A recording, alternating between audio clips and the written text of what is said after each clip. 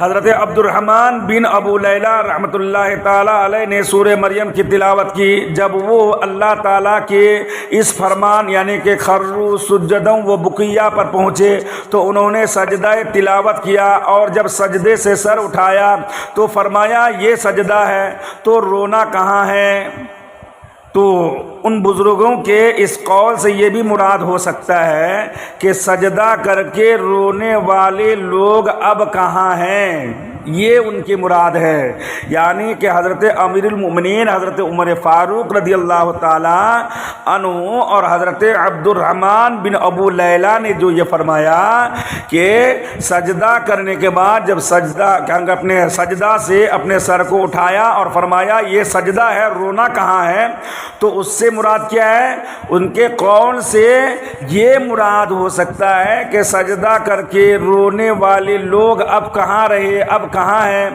اب تو لوگوں کا حال یہ ہے کہ وہ سجدہ تو کر لیتے ہیں لیکن ان کی آنکھیں آنسوؤں سے تر نہیں ہوتے، آنکھوں میں آنسو نہیں آتا۔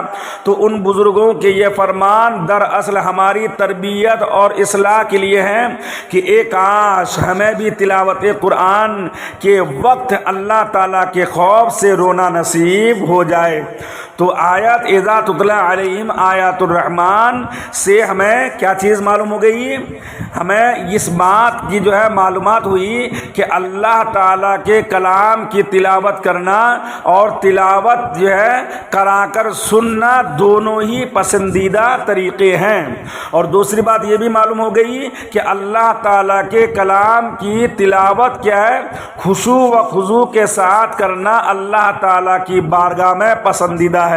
اور تیسری بات یہ بھی معلوم ہو گئی کہ اللہ تعالیٰ کے کلام کو پڑھ یا سن کر عذاب کے خوف یا دل کے ذوق کی وجہ سے گریہ و زاری کرنا اللہ تعالیٰ کو پسند ہے اور اس کے انبیاء کرام علیہ الصلوۃ والسلام کی کیا ہے؟ سنت ہے۔ تو انسان کے اندر خوف ہونا چاہیے۔ آج لوگوں کے اندر خوف خدا ہے ہی نہیں ہے، بلکہ اللہ تبارک و تعالیٰ کے بہت سارے انبیاء کرام ایسے ہیں کہ جب اللہ کا خوف ان کے اندر آتا، یعنی اللہ تبارک و تعالیٰ کے خوف جب ان کے اندر خوب طاری ہو جاتا تو یہاں تک کہ آپ لوگ اس طریقے سے روتے تھے۔ بہت سارے انبیاء کرام کا واقعہ آیا ہوا ہے، ان کی بات آئی ہوئی ہے، اللہ کے رسول نے بتایا ہے کہ اس طریقے سے رویا کرتے تھے، اس طریقے سے رویا کرتے تھے کہ ان کا رونا کو دیکھ کر درخت کے پتے اور زمین کے ڈھیلا بھی کیا کرتے تھے؟ رونا چالو کر دیتے تھے۔ اس طریقے سے اللہ کے خوف سے اللہ کے انبیاء کرام علیہ الصلوۃ والسلام رویا کرتے تھے۔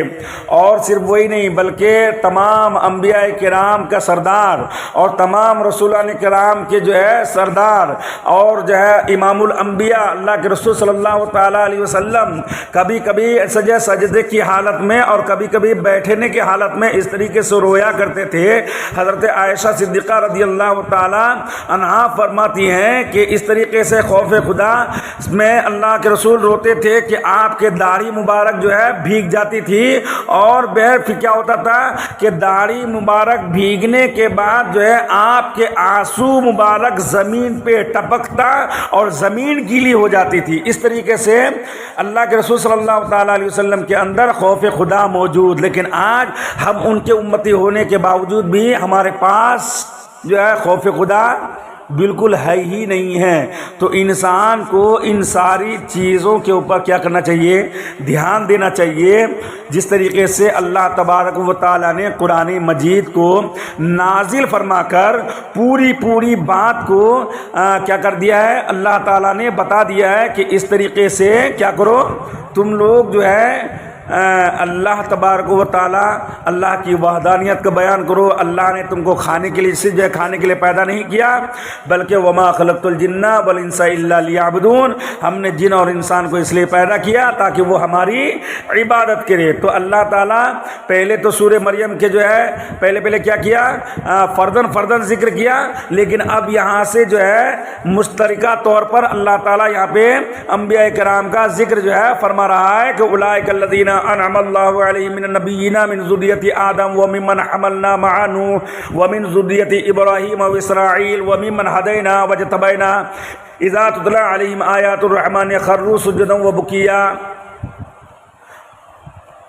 اور یہ ہیں جن پر اللہ تعالیٰ نے احسان کیا غیب کی خبریں بتانے والوں میں سے آدم کی اولاد سے، اور ان میں جن کو ہم نے نوح کے ساتھ سوار کیا تھا، اور ابراہیم اور یعقوب کی اولاد سے، اور ان میں سے جنہیں ہم نے راہ دکھائی اور چن لیا. جب ان پر رحمان کی آیتیں پڑھی جاتی گر پڑتے، سجدہ کرتے، روتے. تو اللہ تعالیٰ نے ان سارے انبیاء کرام کا تذکرہ فرما کر، ذکر فرما کر لوگوں کو بتا دیا کہ میرے بندو دیکھو، میں نے انبیاء کرام کو مبعوث فرمایا. انبیاء کرام نے میرے لیے میرے خوف سے کتنا رو رہے تھے، تم لوگ کیا کر رہے ہو؟ تو اللہ کے بندو، اللہ کی یاد میں رو اور اللہ تبارک و تعالیٰ کو کیا کرو؟ یاد کرو. اللہ تبارک و تعالیٰ کی یاد میں رونا ہی اصل زندگی ہے، ورنہ پھر بیکار کی زندگی ہے. فخلف من بعدہم خلف اضاعوا الصلاۃ واتبعوا الشہوات فسوف یلقون غیا. تو ان کے بعد ان کی جگہ وہ ناخلف آئے جنہوں نے نمازیں گوائی اور اپنے خواہشاتوں کے پیچھے ہوئے، خواہشوں کے پیچھے ہوئے، تو عنقریب وہ دوزخ میں گئے کا جنگل پائیں گے، گئے کا جنگل پائیں گے. تو ان کے بعد ان کی جگہ وہ ناخلف آئے جنہوں نے نمازیں گوائی اور اپنی خواہشوں کے پیچھے ہوئے، تو عنقریب وہ دوزخ میں گئے کیا ہے یہ ابھی میں بتا رہا ہوں، گئے کا جنگل پائیں گے. مطلب کہ اس آیت میں انبیاء کرام علیہ الصلوۃ والسلام کے بعد آنے والے ناخلف اور نالائق لوگوں کے دو خرابیاں بیان کی گئی ہیں. پہلی خرابی یہ کہ انہوں نے نمازیں ضائع کی، اس سے مراد فرض نمازیں چھوڑ دینا یا نماز کا وقت گزار کر نماز پڑھنا مراد ہے. مثلا ظہر کی نماز عصر میں اور عصر کی مغرب میں، مغرب کی عشاء میں، اس طریقے سے یہ جو ہے ان کے جو ہے کیا نام کہتے ہیں، پہلی بات ہے. اور دوسری بات جو نالائق لوگوں کی یہ ہے کہ اپنے خواہشوں کی پیروی کی، یعنی انہوں نے اللہ تعالیٰ کی اطاعت پر اپنی نفسانی خواہشات کی پیروی کی کو جو ہے ترجیح دی، اور اللہ تعالیٰ کی اطاعت کرنے کے بجائے گناہوں کو کیا کیا؟ اختیار کیا. تو لوگوں کے بارے میں حضرت عبداللہ بن مسعود رضی اللہ تعالیٰ عنہ سے روایت ہے، رسول کریم صلی اللہ تعالیٰ علیہ وسلم نے ارشاد فرمایا کہ اللہ تعالیٰ نے مجھ سے پہلے جس امت میں بھی جو نبی بھیجا، اس نبی کے لیے اس امت میں سے کچھ مددگار اور اصحاب ہوتے تھے جو اپنے نبی کے طریقے کار پر کار بند رہتے تھے. پھر ان صحابہ کے بعد کچھ نالائق لوگ پیدا ہوئے جنہوں نے اپنے کام کے خلاف بات کی اور جس کا حکم دیا گیا اس کے خلاف کام کیا. لہذا جس شخص نے ہاتھوں سے ان کے خلاف جہاد کیا وہ مومن ہے، اور جس نے ان کے خلاف زبان سے جہاد کیا وہ مومن ہے، اور جس نے دل سے ان کے خلاف جہاد کیا وہ مومن ہے، اور اس کے بعد رائے کے دانے برابر بھی ایمان کا کوئی درجہ نہیں. مطلب یہ کہ اللہ کے رسول صلی اللہ تعالیٰ علیہ وسلم نے بتایا کہ نماز کیا ہے، اور نماز کے بارے میں اللہ کے رسول صلی اللہ تعالیٰ علیہ وسلم نے یہ تاکیدی جملہ استعمال کیا. نماز ضائع کرنے کی کیا ہے صورت ہے؟ کوئی ہے نہیں. نماز اسی وقت جو ہے ہم چھوڑ سکتے ہیں یا پھر جو ہے قضا کر سکتے ہیں جب جو ہے شرعی کوئی عذر ہو تب، تو اس آیت میں نمازیں ضائع کرنے کو سب سے پہلے اور دیگر گناہوں کو بعد میں ذکر کیا گیا۔ تو اس سے معلوم ہوا کہ نمازیں ضائع کرنا گناہوں کی جڑ ہے۔ نمازیں ضائع کرنے کی کئی صورتیں ہیں، جیسے نماز نہ پڑھنا، بے وقت پڑھنا، ہمیشہ نہ پڑھنا، ریاکاری سے پڑھنا اور نیت کے بغیر نماز شروع کر دینا وغیرہ وغیرہ۔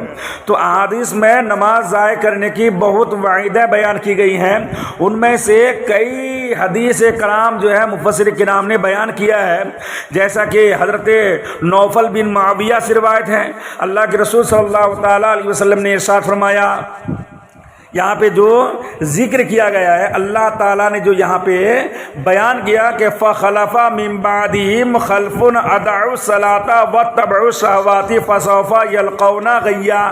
تو اس آیت کے تحت اللہ کے رسول صلی اللہ تعالیٰ علیہ وسلم نے نماز چھوڑنے کے بارے میں وعید جو فرمائی ہے اس کو حضرت نوفل بن معاویہ نے روایت کیا ہے کہ نبی کریم صلی اللہ تعالیٰ علیہ وسلم نے ارشاد فرمایا، جس نے یا جس کی نماز فوت ہوئی، جس نے نماز کو ترک کیا، گویا اس کے اہل و مال جاتے رہے۔ اور دوسری جگہ حضرت ام ایمن سے روایت ہے، اور اللہ کے رسول صلی اللہ تعالیٰ علیہ وسلم نے ارشاد فرمایا، قصدن نماز ترک نہ کرو، کیونکہ جو قصدن نماز ترک کر دیتا ہے اللہ تعالیٰ اور اللہ کے رسول صلی اللہ تعالیٰ علیہ وسلم اس سے بری ذمہ ہے۔ جب بری ذمہ ہے تو قیامت کے دن پھر حساب و کتاب کا کیا حال ہوگا، یعنی کہ کوئی ذمہ داری نہیں لینے والے اور کوئی شفاعت کرنے والے نہیں، تو پھر کیا ہوگا، سیدھا کا سیدھا جاؤ اپنا ٹھکانے میں۔ تو حضرت عقبہ بن عامر بھی روایت کرتے ہیں کہ اللہ کے رسول صلی اللہ تعالیٰ علیہ وسلم نے ارشاد فرمایا، ان قریب میری امت سے کتاب والے اور دودھ والے ہلاک ہوں گے، کتاب والے اور دودھ والے ہلاک ہوں گے۔ میں نے عرض کی، یا رسول اللہ کتاب والوں سے کیا مراد؟ ارشاد فرمایا، یہ وہ لوگ ہیں جو اللہ کی کتاب کو اس لیے سیکھیں گے تاکہ اس کے ذریعے ایمان والوں سے جھگڑا کریں۔ میں نے پھر عرض کی، یا رسول اللہ دودھ والوں سے کیا مراد؟ ارشاد فرمایا، وہ لوگ ہیں جو خواہشات کی پیروی کریں گے اور اپنی نمازیں کیا کریں گے، ضائع کریں گے۔ تو اللہ کے رسول صلی اللہ تعالیٰ علیہ وسلم نے بتا دیا کہ اگر کوئی نماز کو چھوڑتا ہے تو ان کا حال کیا ہوگا۔ بلکہ ایک حدیث میں آیا ہے کہ اللہ کے رسول صلی اللہ تعالیٰ علیہ وسلم، کتابوں میں آتا ہے، علماء کرام بیان کرتے ہیں کہ جس نے قصدن ایک نماز چھوڑ دی، ایک وقت کی نماز اگر کسی نے قصدن چھوڑ دیا تو ان کو قیامت کے دن کتنا 80 سال تک جلایا جائے گا۔ تو اللہ کے رسول صلی اللہ تعالیٰ علیہ وسلم نے یہ بیان فرمایا، اور اللہ تبارک و تعالیٰ نے جو آیت کریمہ نازل فرمایا، فَخَلَفَ مِن بَعْدِهِمْ خَلْفٌ اَضَاعُوا الصَّلَاةَ وَاتَّبَعُوا الشَّهَوَاتِ فَسَوْفَ يَلْقَوْنَ غَيًّا۔ تو اسی آیت کے تحت اللہ کے رسول صلی اللہ تعالیٰ علیہ وسلم نے کیا کیا، جہنم کی خوفناک چیزوں کو بیان کیا۔ فَسَوْفَ يَلْقَوْنَ غَيًّا، یہاں پہ غیّا کا ذکر ہے۔ تو غیّا کیا ہے؟ تو عنقریب وہ جہنم کے خوفناک وادی گئے سے جا ملیں گے۔ تو آیت کے اس حصے میں نمازیں ضائع کرنے اور اللہ تعالیٰ کی اطاعت کے مقابلے میں اپنی خواہشوں کی پیروی کرنے والوں کا انجام بیان کیا گیا ہے اس آیت کریمہ میں، کہ وہ عنقریب جہنم کی خوفناک وادی گئے میں ڈال دیے جائیں گے۔ اب جہنم میں ایک گئے وادی ہے اور اتنا ہولناک ہے کہ اس کے بارے میں جب اللہ کے رسول صلی اللہ تعالیٰ علیہ وسلم ذکر کیا کرتے تو صحابہ کرام بالکل تھر تھراتے۔ حضرت عبداللہ بن عباس رضی اللہ تعالیٰ عنہما فرماتے ہیں کہ گئے جہنم میں ایک وادی ہے جس کی گرمی سے جہنم کی وادیاں بھی پناہ مانگتی ہے۔ گئے، اللہ تعالیٰ نے جہنم میں جو گئے ایک وادی بنایا ہے، تو اس کے بارے میں اللہ کے رسول صلی اللہ تعالیٰ علیہ وسلم بیان فرماتے ہیں۔ حضرت عبداللہ ابن عباس رضی اللہ تعالیٰ عنہ فرماتے ہیں کہ گئے جہنم میں ایک وادی ہے جس کی گرمی سے جہنم کی وادیاں بھی پناہ مانگتی ہیں، یہ ان لوگوں کے لیے ہے جو زنا کے عادی ہو اور اس پر جو ہے مصر ہو، اور جو شراب کے عادی ہوں، اور جو سود خور ہو اور سود کے عادی ہوں، جو والدین کی نافرمانی کرنے والے ہوں اور جو جھوٹی گواہی دینے والے ہوں۔ اور صدر الشریعہ مفتی امجد علی اعظمی فرماتے ہیں گئے کے تعلق سے، یہ تو حضرت عبداللہ ابن عباس کے تعلق سے ہے، انہوں نے کہا کہ گئے جہنم میں ایک وادی ہے جس کی گرمی سے جہنم کی وادیاں بھی پناہ مانگتی ہیں، تو یہ ان لوگوں کے لیے ہے جو زنا کے عادی اور اس پر مصر ہوں، جو شراب کے عادی ہوں، جو سود خور اور سود کے عادی ہوں، جو والدین کی نافرمانی کرنے والے ہوں اور جو جھوٹی گواہی دینے والے ہوں۔ اسی کے ماتحت حضرت صدر الشریعہ مفتی امجد علی اعظمی علیہ رحمہ فرماتے ہیں کہ غیر جہنم میں ایک وادی ہے جس کی گرمی اور گہرائی سب سے زیادہ، اس میں ایک کنواں ہے جس کا نام ہب ہے، جب جہنم کی آگ بجھنے پر آتی ہے تو اس کنویں کو کھول دیتا ہے جس سے وہ بدستور بھڑکنے لگتی ہے، تو قال اللہ تعالی، اللہ تعالی نے ارشاد فرمایا کلما خبت زدناہم سعیرا، جب بجھنے پر آئے گی ہم انہیں اور بھڑک زیادہ کریں گے، تو یہ کنواں بے نمازوں اور زانیوں اور شرابیوں اور سود خوروں اور ماں باپ کو ایذا دینے والوں کے لیے ہے۔